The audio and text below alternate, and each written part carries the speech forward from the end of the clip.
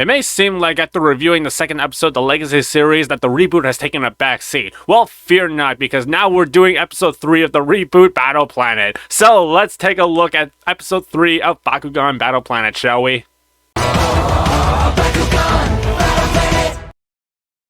So we begin with Bully For You. The episode starts with a big fat kid named Marco who just defeated the annoying Reds with a Pyrus Syndius. The way they immediately just present Syndius like a very credible threat is very cool.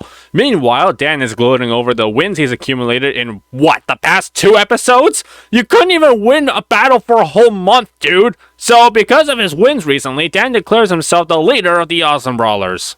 Yep, that's right! I'm the Awesome One's #1 hero! I should be the boss, that's what! And I expect total loyalty. Man, Dan is just acting like an ignorant ass here. Like, he's pretending that his losses to Leah, Winton, and Lightning in the last episode just didn't happen. I guess this is supposed to be a helpful development to his character, I guess. Just keep watching. Also, the animation here in this scene looks like it's very crowded and cluttered together. Winton's face looks like it's melting to the point where his eyes are like 80% of his entire face. So Larry and Curly here tell the Awesome Ones about Marco taking over the park, and the Awesome Ones help to liberate the park, and the third stooge is a traitor aligning with Jabba the Hutt there. Traitor! While Syndius, voiced by Amos Crawley, obeys Marco and shows off his power as a threat. He actually goes through moments of character, questioning if the things he's been made to do is the right thing to do, and reevaluating his personal values. This is one of the things that I really enjoy about the Bakugan reboot, giving Bakugan a sense of independence and free will, humanizing them and giving them character so that it doesn't seem like they are mindless fighting machines. And to make things even better, Syndius is the foil to Marco to tell a better story. Marco is a dishonest and immoral kid that wants to be a dictator, while Syndius tries to convince Marco that what he is doing is wrong, but since Syndius is a big fighting alien whose culture revolves around fighting others, he thinks Marco's words are true because he is not familiar with human culture. So Dan is about to brawl Marco, but Marco commands Syndius to blow Drago's ball away before it can reach the core. So Leah and Winton have to step in and do it, and we get this hilarious scene of birds using peck on Drago's ass. Drago! Get me out of here, quick, okay? No, I got nothing else. This is genuinely entertaining.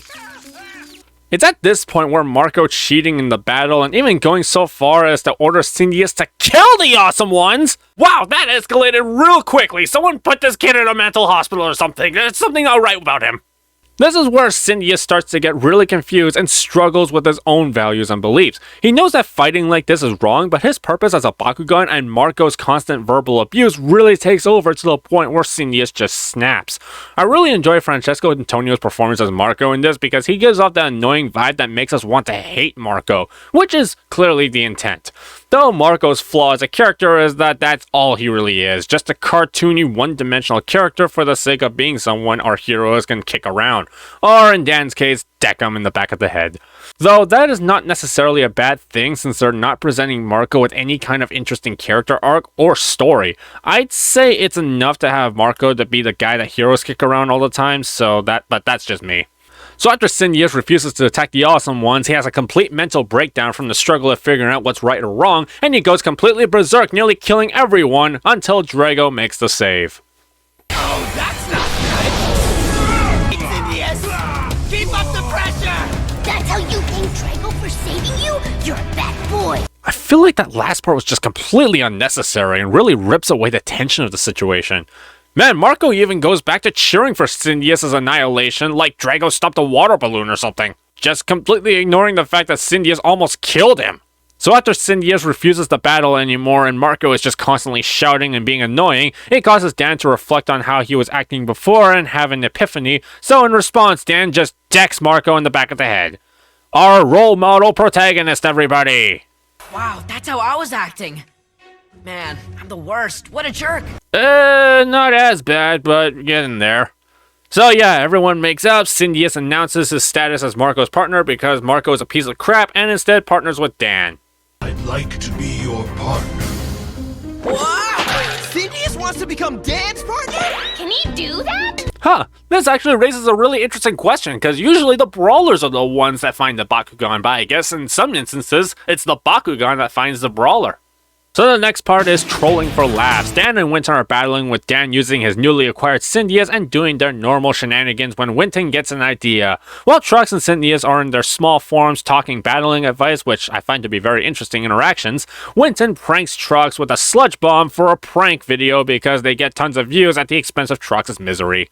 Trux leaves with his feelings hurt because all Winton is doing is making fun of Trux and bullying him and posting them on the internet for views and clout. I really feel like this is a subtle call out and parody to actual prank videos on YouTube, where certain prank channels just harass and even going so far as acting offensively towards random people of the public without permission or consent, a lot of the times barely crossing the line of breaking TOS. Winton pranking Trux constantly with some examples they showed are a bit tame compared to what happens in real life, but you pretty much get the picture. It's not exactly the actual action of the prank being done, but it's really what it represents, and to Trux, it shows Winton doesn't really care about Trux as a partner, and it makes him think he's just a prop for video views. I've had enough. I'm done helping you with this. I can't trust you right now. What? I don't like being the butt of your jokes. So yeah, Trux finally snaps, saying he can't trust Winton anymore, and they have a very huge blow up. Like, damn, Devin and Yukal put quite the performance here. I like how Lightning is just asleep throughout that whole argument. He's like, oh hell no, I ain't working today, this ain't my episode. This scene with Trux and Winton also has a graphic where it shows that Winton is really thinking throughout all this. Clearly what he's saying is coming from a place of emotion and impulse, but in his mind he really regrets what he's saying and doing. A clever visual metaphor to be showing to viewers. It's pretty engaging. I can see why both Devin and Yukal consider this their favorite episode to record. So Winton challenges Trux to battle Drago, Gorthion, and Syndias by himself, and if he wins, Trux can look for a new partner, but if he loses, he has to keep doing prank videos. This shot here where Dan and Leah look at each other awkwardly, they recycled this shot twice in the span of a minute and a half. Come on! So the battle is underway, where the Bakugan fight without the aid of their human partners, which I find interesting because it shows the side of Bakugan of how they battle without the need of their partners, and it makes you wonder how they really function as a species without the need of humans powering them up with cores or being told what to do. Throughout this fight, Drago, Gorthion, and Syndias fight aggressively while Trux fights passively, dodging their attacks and using strategy and different techniques other than straight up blasting the weakened Drago, Gorthion, and Syndias, which, if you remember the conversation at the start of the episode between Syndias and Trux, is what Trux was trying to tell Syndias after his first fight. You tend to rush things a bit. You think? So they surround Trux in one final combo attack, but Trux uses Dig and made all three of them hit each other and winning the match. And in such a heartstring pulling moment, Trux is leaving, but Winton chases after him, desperately apologizing to get him to stay. This is in reflection to the beginning of the episode when Trux is leaving, where in the beginning of the episode, Trux is leaving to avoid Winton, but in this shot here, Trux is leaving to leave Winton.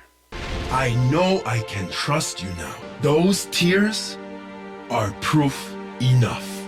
Man, this really played out like a Darman video, didn't it? Bakugan Brawler mistreats his Bakugan for views. What happens next is shocking. Man, even the transition plays out like a Darman video. It just fades to flashy white. The only thing missing is some inspirational quote like, "Trust is hard to earn but easy to break," or something like that.